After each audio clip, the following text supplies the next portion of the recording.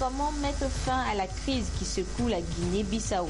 La question a réuni les chefs d'État et de gouvernement de la CEDEAO en une réunion extraordinaire à New York aux États-Unis. Le président Faure Eswazina Gnassingbé et ses pairs, présents à la 11e session de l'Assemblée générale des Nations unies, ont tenu à donner une impulsion aux recommandations de l'organisation pour une réelle sortie de crise et de retour à la paix dans ce pays. La paix, elle est indispensable partout. C'est pour cette raison qu'elle est célébrée ce 21 septembre sur la planète. Au Togo, tous les acteurs impliqués se sont retrouvés pour réitérer leur engagement à œuvrer pour le respect des droits de l'homme, condition sine qua non pour parvenir à la paix. Et puis, il sera également question de paix en octobre prochain à Lomé lors du sommet sur la sécurité maritime. Rencontre de haut niveau qui se prépare activement, comme l'a constaté le préfet maritime. À découvrir tout de suite dans ce journal. Voilà pour les principales articulations de ce journal. Bonsoir à toutes et à tous. Deuxième jour de la 11e session des Nations Unies au siège de l'organisation à New York. Présent à cette session, le chef de l'État, Faure Eswazina Gnassingbé, a assisté ce mercredi à l'ouverture du US Africa Business Forum. L'idée de la conférence est de favoriser le développement du commerce et de l'investissement entre les États-Unis et l'Afrique. Nous y reviendrons dans nos prochaines éditions. Mais hier, le président de la République a pris part à l'ouverture officielle des travaux du débat général de cette 11e session de l'Assemblée générale des Nations unies. Débat qui sera marqué par l'intervention de plusieurs chefs d'État présents, dont le président Faure Gnassingbé. Et en marge de cette cérémonie d'ouverture s'est tenue une réunion technique de la CEDEAO consacrée à la Guinée-Bissau qui traverse une crise politique depuis plusieurs mois déjà. Le compte rendu avec Kwessan Yovo-Devi depuis New York. Le concours de toutes les déclarations des représentants des États à la 11e session de l'Assemblée générale des Nations unies à New York, agir ensemble plus fortement en faveur du programme de développement durable à l'horizon 2030. Tout le monde ici s'engage et se montre déterminé, mais il reste que des menaces pèsent sur cet élan, notamment en Afrique et particulièrement dans les pays où persistent des crises, des tensions et des conflits qui laissent croire que le développement a un caillou dans la chaussure qui s'appelle l'instabilité. Plusieurs pays du continent en souffrent, c'est le cas de la Guinée-Bissau, entre autres, en proie à une crise institutionnelle très profonde qui a nécessité l'envoi d'une mission de médiation de la CEDEAO dans ce pays qui a toujours et régulièrement connu une instabilité chronique avec des tentatives de coup d'État militaire à répétition. Le chef de l'État togolais, Faure Eswazina Gnassingbé et ses pairs à New York ont fait le bilan de la mission de la CEDEAO jugée satisfaisant et se sont engagés à poursuivre les actions de facilitation. La démarche de la CEDEAO pour ramener la paix en Guinée-Bissau et celle de l'Union africaine pour la stabilité au Sud-Soudan ont été fortement saluées par Ban Ki-moon, le secrétaire général des Nations Unies, qui rappelait à l'ouverture du débat général de la 11e session de l'Assemblée générale qu'il n'y a pas de développement sans la paix et la sécurité. Une déclaration totalement en phase avec l'ambition et la volonté du Togo de faire des eaux territoriales en Afrique un facteur essentiel de développement en organisant avec l'Union africaine le sommet sur la sécurité et la sûreté maritime prévu pour le 15 octobre prochain. À New York, le président de la République togolaise plaidera pour l'adoption de la charte de Lomé qui sera issue du sommet qui déjà bénéficie d'un large soutien de la communauté internationale, comme en témoigne le débat public de haut niveau du Conseil de sécurité des Nations Unies en avril 2016 à New York consacré à la piraterie et vol à main armée dans le golfe de Guinée. C'est la première fois en 5 ans que le Conseil de sécurité consacre une réunion à cette question. Tous ces chefs d'État sont donc réunis pour une seule mission, rechercher et préserver la paix dans le monde. La paix, elle est justement à l'honneur ce 21 septembre. Au Togo, c'est une conférence débat sur la promotion des droits de l'homme dans la recherche de la paix qui a réuni plusieurs acteurs ce matin à Lomé. Emmanuel Adiatlo, Christine Pechekialoudé. À l'heure où le monde entier est secoué par les guerres et les conflits armés, la préservation de la paix devient un impératif. Pour y arriver, il faut une synergie d'action de tous les acteurs impliqués dans la promotion de la culture de paix. En ce jour de la commémoration de cette paix, l'occasion est offerte aux différents acteurs de réfléchir sur les mécanismes à mettre en place en vue de sa préservation. La journée du 21 septembre, c'est une journée qui a été instituée et intitulée Non-violence. Par rapport à cette journée, inculquer à tout citoyen ce que c'est que la paix et à travers ça, inciter les uns et les autres à ne pas faire la guerre et à ne pas se servir des armes. La célébration de la journée de la paix dans le monde entier constitue pour les Nations Unies un moyen d'appeler les États à une mobilisation plus accrue en faveur des idéaux de paix sans lesquels aucun développement n'est possible. Le message cette année du secrétaire général des Nations Unies est de dire que tous les objectifs en réalité sont des contributions à cet objectif final qui est la paix, la sécurité et la dignité. Et de ce point de vue-là, tous les autres objectifs, qu'il s'agisse de la réduction de la pauvreté, de la santé, de l'éducation, de l'environnement, tout ceci à la fois est une condition pour la paix, en même temps qu'une contribution à la paix. Le ministre de la Justice trouve ici opportun cette assise qui se révèle être d'une importance capitale pour le Togo en matière de culture de paix. L'importance de cette célébration se vérifie au plan national. Elle se situe dans le contexte de la préparation du sommet africain sur la sécurité maritime et le développement en Afrique, que le Togo s'apprête à accueillir du 10 au 15 octobre prochain à Lomé. Comme chacun le sait, cette session extraordinaire de l'Union africaine entend évoquer les questions de coopération pour la sécurité maritime, mais aussi tout le potentiel du domaine maritime comme facteur du développement pour les 38 pays côtiers du continent. L'objectif avoué est d'aboutir à une charte commune des États membres de l'Union africaine sur la sécurité maritime. Instituée depuis le 7 septembre 2001 par l'Assemblée générale des Nations unies, cette célébration est un canal d'invitation à l'arrêt de toute hostilité et la sensibilisation des citoyens sur les questions de paix. La paix a également été célébrée par le WANEP Togo autour d'une table ronde. Pour cette association, ce sont les femmes qui sont mises à contribution pour la réalisation des objectifs de développement durable, passage obligé pour préserver la paix ici et ailleurs. Nous retrouvons Christine Péché-Kialoudé. La paix, un facteur essentiel à tout développement.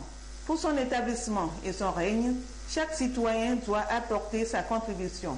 Mais selon un constat fait par le réseau ouest africain pour l'édification de cette paix, les femmes ne sont toujours pas impliquées.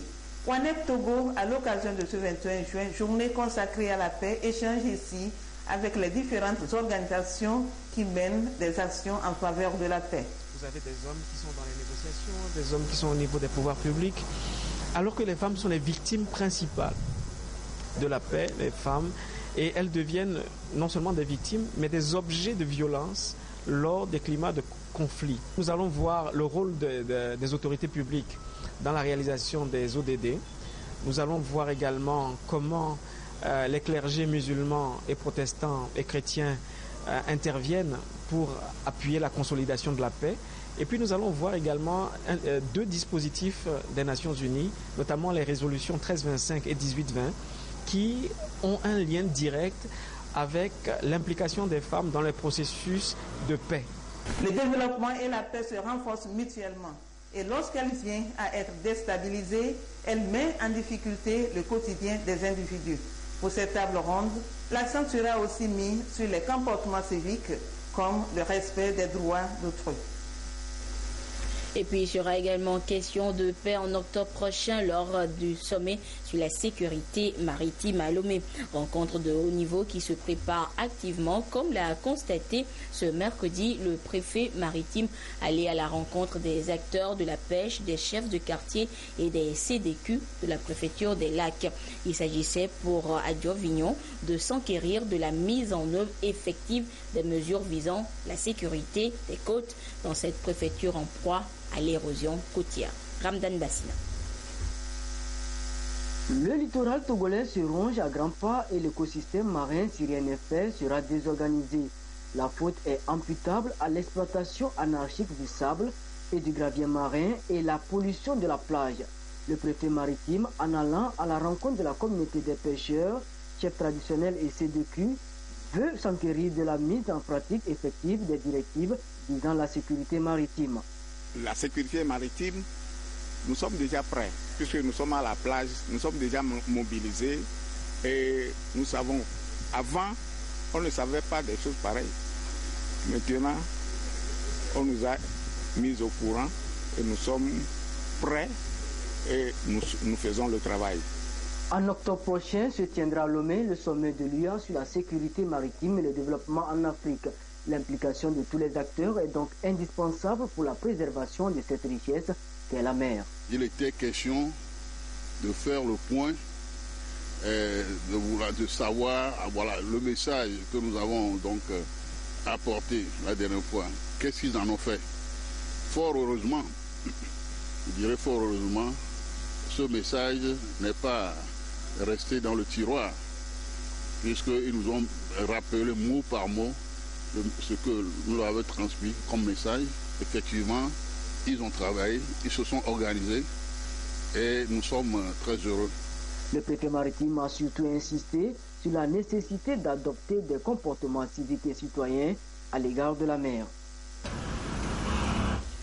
La Marine nationale est l'institution par excellence chargée de veiller à la sécurité des côtes togolaises et d'œuvrer à éradiquer tout acte de piraterie maritime.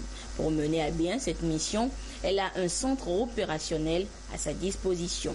Les missions et les prérogatives de ce centre opérationnel à 24 jours du sommet sur la sécurité, la sûreté maritime et le développement en Afrique dans ce dossier signé Edem Sousoupa.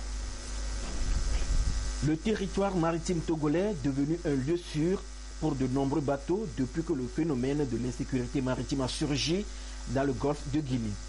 Ici, le centre opérationnel de la Marine nationale. À partir de cette salle, se fait un contrôle total de tous les navires qui mouillent dans les eaux togolaises. L'objectif de ce centre, c'est dans un premier temps d'avoir une situation claire de tout ce qui se trouve dans nos eaux, dans les eaux du Togo. Et en deuxième lieu, avoir un contrôle total sur tous les navires qui sont dans les eaux territoriales et assurer la sécurité de ceux qui sont dans notre moulage. Tout navire qui peut arriver dans nos 12 nautiques, c'est qu'il est déjà en contact avec la marine. N'entre pas dans ce centre qui veut assurer la sécurité et surtout protéger le trafic commercial maritime. C'est la mission traditionnelle de la Marine nationale. Sur le terrain, elle se déroule en des missions publiques. Les missions publiques sont les missions qui sont au service de la population en mer. C'est-à-dire que lorsque quelqu'un a des difficultés en mer, eh bien la marine tout de suite, ça fait partie de ses missions, elle va au secours. Dans ces cas, quand il y a des incidents, parfois même des piroguiers qui ont des problèmes, pour revenir vers la côte, on est obligé de les aider à revenir vers la côte lorsqu'ils ont des moteurs qui sont coupés, ils sont très loin, parce que si on les laisse là, sur plusieurs jours, etc., ils vont mourir de faim, etc. Mais on peut partir. L'heure de partir pour la patrouille. Un volet au quotidien de la mission publique qui consiste à rechercher ou à prévenir toute éventuelle infraction. Nous faisons aussi des visites inopinées. Sur un navire, on peut décider, au bout de patrouille, interroger, monter à bord, juste un contrôle de route. La Marine nationale a toujours réussi à faire échouer toute tentative sur la côte togolaise, grâce aussi à son personnel dynamique et dévoué à la tâche. Celui-ci, pour se mettre à niveau, effectue régulièrement des exercices de simulation en haute mer.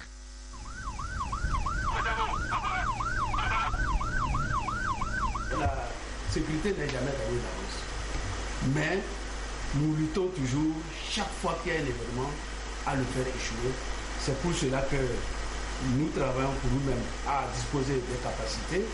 C'est pour ça que le président de la République n'a pas hésité à renforcer toutes les administrations en moyens, en institutions, pour travailler ensemble pour aboutir à ce résultat. Ce bateau que vous voyez est un bateau de pêche qui a été piraté. C'était un bateau battant pavillon ghanéen qui a été piraté dans les eaux ghanéennes, s'est retrouvé dans les eaux internationales au large en bas du Bénin. Et lorsque nous avons été saisis, qu'est-ce que nous avons fait? Nous avons rapidement dépêché un de nos patrouilleurs. Et une fois là, dans les poursuites, finalement, l'équipage s'est jeté à l'eau. Nous avons pu récupérer 22 hommes d'équipage. Et finalement, pendant que on récupérait les gens, on a dû appeler la marine béninoise pour poursuivre le bateau. Nous avons fait aussi décoller un aéronef qui a suivi, n'est-ce pas, le reste. Et finalement, ça s'est bien passé. Et ici, vous voyez, ça c'est l'embarcation, n'est-ce pas, des pirates qui a servi à aborder, n'est-ce pas, le bateau. Et pour aller loin, dit-on, il faut évoluer ensemble. D'où le sommet de Lomé, très attendu les semaines à venir. Une rencontre qui aboutira certainement à fédérer les énergies en vue de lutter plus efficacement contre ces menaces maritimes de tout genre. Économie à présent, environ 2 milliards de personnes dans le monde n'ont pas accès aux services financiers de base et une grande partie se trouve en Afrique.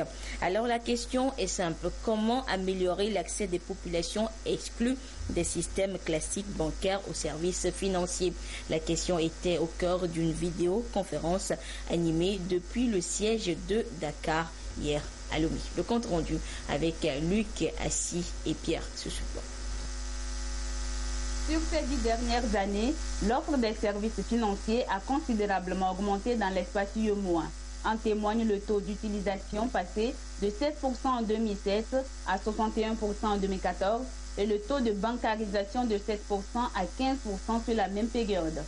Cela est dû à la multiplication des points d'accès, amenant ainsi à la baisse du coût d'accès aux services financiers. Ces statistiques sont fournies par des experts de la BCEAO et du FMI. À cette vidéoconférence, initiée par les deux institutions financières, décideurs, ministres des Finances et gouverneurs de la Banque centrale ont échangé sur les stratégies à mettre en œuvre pour promouvoir davantage l'inclusion financière dans l'espace UEMOA. Un système financier solide, inclusif, développé et concurrentiel est perçu comme une condition essentielle pour la réalisation d'une croissance soutenue, durable et inclusive, à même de réduire à la fois la pauvreté, les inégalités et l'exclusion. Les échanges ont également montré que dans presque toutes les régions du monde, des actions, des politiques et des programmes sont en cours pour promouvoir l'inclusion financière. Les stratégies adoptées s'appuient sur la promotion de la microfinance, de la finance numérique, en particulier le mobile banking, ainsi que de la finance alternative et solidaire, notamment la finance islamique. Ces actions visent les populations exclues du système financier classique, en particulier les ménages à faible revenu, les jeunes, les femmes et les populations des zones rurales. Nos débats ont également montré que la finance numérique, notamment les services financiers via la téléphonie mobile, recèlent les plus gros potentiels pour l'inclusion financière. Les approches novatrices basées sur la technologie de l'information et des télécommunications ont suscité l'émergence d'une offre de services financiers adaptés et accessibles pour les populations auparavant exclues du système financier. Le taux de l'inclusion financière qui a atteint 50% dans l'UEMOA cette année, selon la BCEAO, doit cette prouesse aux mécanismes innovants appliqués par les États membres et les institutions financières. Le mobile bank, qui s'ajoute aux services classiques des banques, en est un exemple. Mais il reste des défis à relever, notamment le déficit de l'information et les problèmes liés aux garanties. Économie encore avec cette préoccupation. Comment élaborer de façon périodique le système de marché public au Togo? La RMP, l'autorité de régulation des marchés publics, donne des orientations. Un plan de suivi-évaluation a été proposé hier mardi à une trentaine d'autorités contre-attentes. Les précisions avec Sonia Ameniko et Patrice Lecan. Dans le système de suivi des activités des marchés publics et délégations de services publics mis en œuvre par l'ARMP, l'autorité de régulation des marchés publics depuis 2014, chaque partie contractante dispose d'une cellule d'appui et un point focal. Et pour faciliter la traçabilité des actions de ces points focaux, l'AMP a élaboré un document qui encadre le suivi et évaluation des marchés publics. Aujourd'hui, il est question de faire partager ces documents afin de recueillir des remarques et suggestions pour une éventuelle amélioration. Nous avons décidé de rassembler un certain nombre d'autorités et contractantes, un comité qui a travaillé sur le document, puisque ce sont elles qui vont appliquer ce qui est contenu dans ce document. Un plan de suivi et évaluation a été préparé et c'est sur ce plan que les discussions vont porter ce jour. À terme, le nouveau document permettra à chaque autorité contractante de disposer d'archives fiables devant servir à élaborer les indicateurs qui évaluent périodiquement le système des marchés publics. Nous avons en réalité 3 grandes parties. Il y a les acteurs, le cadre logique qui contient les indicateurs et il y a maintenant les outils qui permettent de collecter les informations pour mesurer ces indicateurs. Une occasion donc pour l'ARMP de respecter les normes de transparence, d'équité dans la gestion des marchés publics au Togo. Depuis plusieurs semaines, l'Office togolais des recettes OTR est en campagne de sensibilisation sur le civisme fiscal à l'endroit des populations. Hier, c'était la population du canton de Baie à Lomé qui a reçu la visite de l'équipe de l'OTR. Tout comme dans les autres localités, le message a été le même, amener les contribuables à cerner l'importance de la chose fiscale en vue de les mobiliser à payer volontairement leurs impôts et taxes. Sonia Miniko. La sécurité maritime. Le paiement des taxes et impôts est un devoir civique que tout citoyen doit accomplir. Très souvent, ce acte est perçu par les citoyens comme une corvée imposée par l'État. Fort de ce constat, l'OTR, l'Office togolais des recettes, a entamé depuis quelque temps une campagne de sensibilisation dénommée Ma contribution. Il s'agit d'amener les contribuables à payer volontairement leurs impôts. Les impôts est une bonne chose. Donc, je suis parfaitement d'accord avec eux, avec la sensibilisation des agents de l'ETMM. Ça peut aller. Donc, je crois que dorénavant, tout le monde peut apprécier et payer ses impôts facilement. J'ai su que l'avenir de l'OTR va changer certaines choses et va nous mettre, nous, quelques personnes, sur la bonne voie. Parce qu'auparavant, on payait l'impôt quand on ne connaissait pas le nom OTR. Et l'impôt, on refusait de payer, par exemple, nous les taximans, les conducteurs de taxi-moto. On refusait parce qu'on voyait que l'argent là, on le sortait seulement gratuitement pour l'État. Au même moment, les routes sur lesquelles nous roulons, on ne savait pas que c'est avec l'argent là qu'il faut pour arranger les routes. Là où moi je suis présentement, je vous assure que je suis très fier. Et si peut-être les mois à venir, s'il faut commencer à payer l'impôt, peut-être sur le plan togolais, je serai le premier à aller payer. L'Office togolais des recettes veut, à travers ces sensibilisations, éduquer la population à la chose fiscale. Nous sommes venus aujourd'hui à Baie aussi pour sensibiliser la population de Baie sur le civisme fiscal, pour leur dire que le Togo a besoin de la contribution de tous, ce qui explique d'ailleurs le nom de cette campagne, Ma contribution.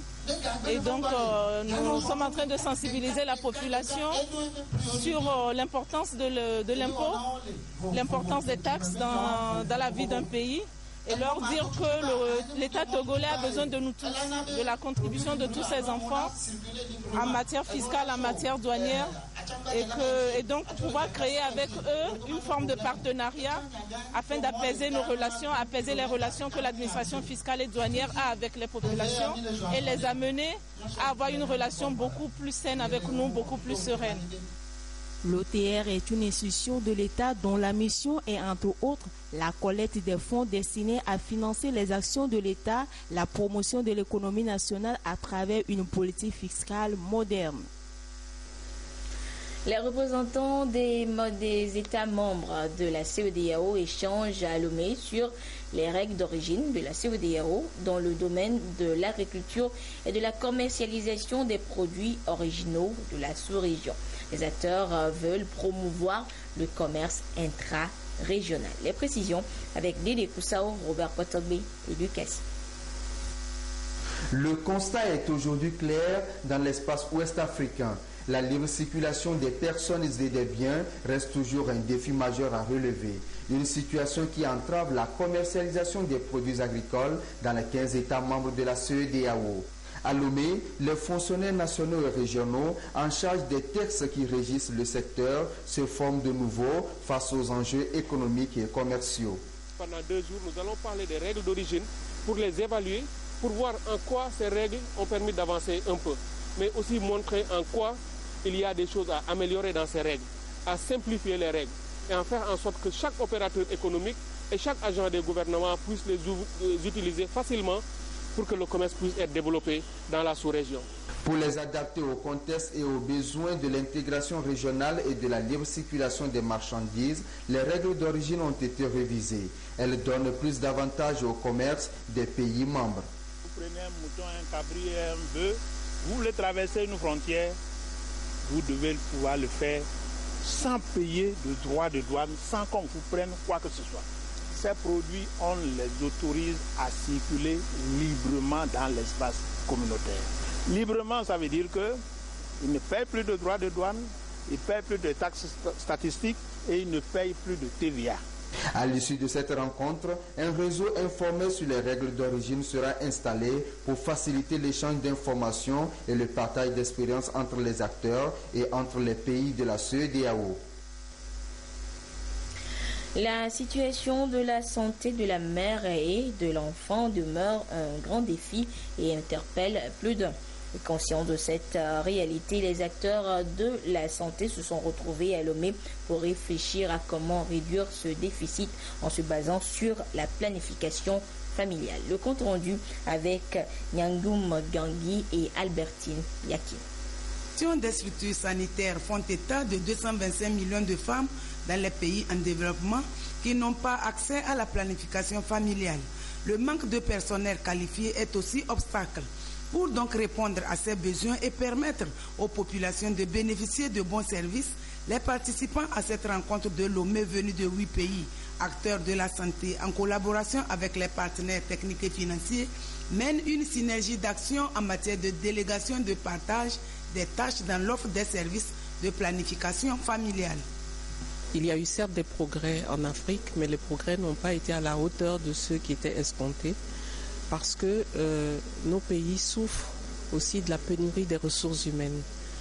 Donc les pays ici présents vont réfléchir à la manière de déléguer les tâches à des échelons inférieurs, à des catégories inférieures à ce que nous connaissons déjà, en l'occurrence les médecins, les infirmiers, voir comment on peut mieux impliquer la communauté et leur déléguer des tâches de santé et surtout de planification familiale pour permettre d'élargir un peu ces soins pour un accès universel aux services de santé de la reproduction.